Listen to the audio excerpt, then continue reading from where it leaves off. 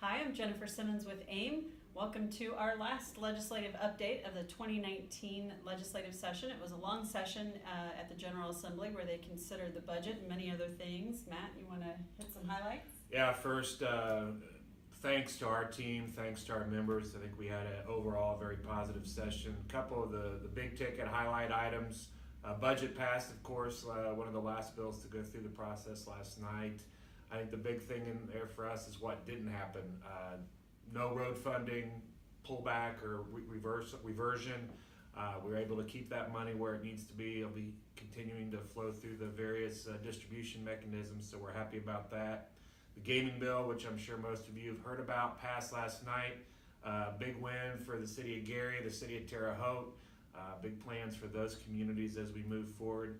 And then a bill that didn't go as far as we had hoped it would, but the alcohol bill certainly laid the groundwork, I think, for more permits for cities and towns in the future, recognizing that it's a critical piece to quality of life, quality of place development, bringing more people into the state. So that's something to look forward to in years to come.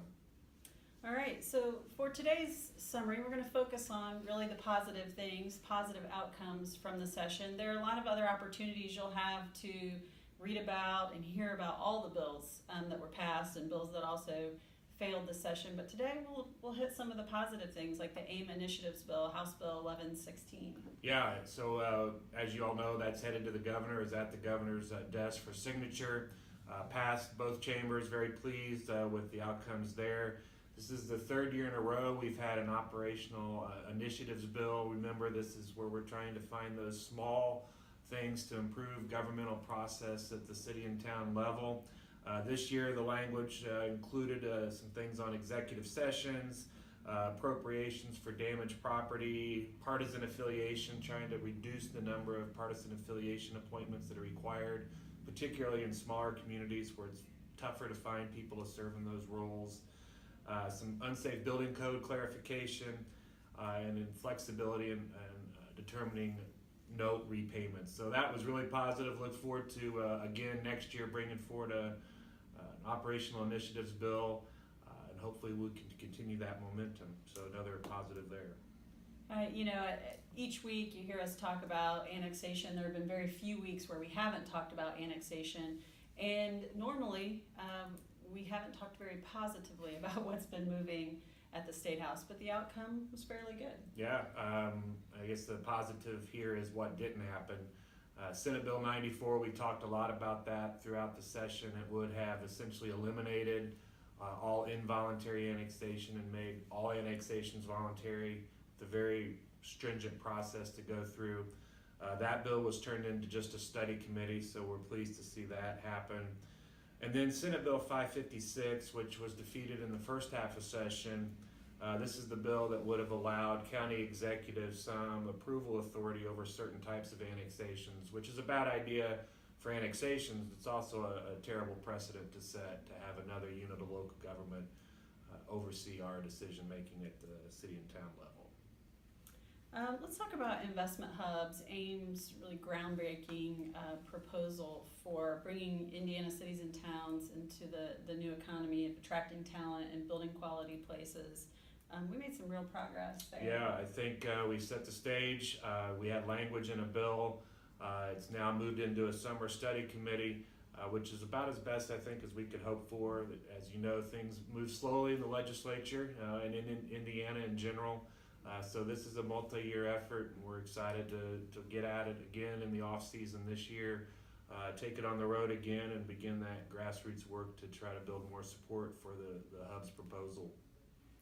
And like you said, along the lines of the positive being things that didn't happen, among those were some bills regarding housing studies, building standards, architectural standards. We were able to put the brakes on some really troubling language. Yeah, we all want more housing, we all want more people in our communities, but I think the proposals that were out there this session just did not hit the mark. We can do it better, we can do it more efficiently. Architectural standards, a lot of times we've talked about that, about not being able to regulate brick and siding and those kinds of things in your new housing starts. I attempts were made to take our authority away there.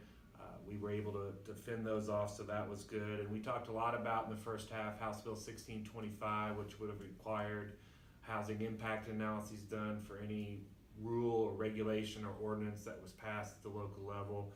That was did not move forward, so we're pleased with the outcome there and look forward to the continued conversation around housing. And finally, Senate Bill 582, a bill that was real game changer for cities and towns. It stopped something that, as we've said on the road, would have really changed local government finance in Indiana. Yeah, I think we've talked about this a number of times. I've been saying this is a piece of legislation that's maybe one of the most important things to pass the General Assembly that you'll never hear about.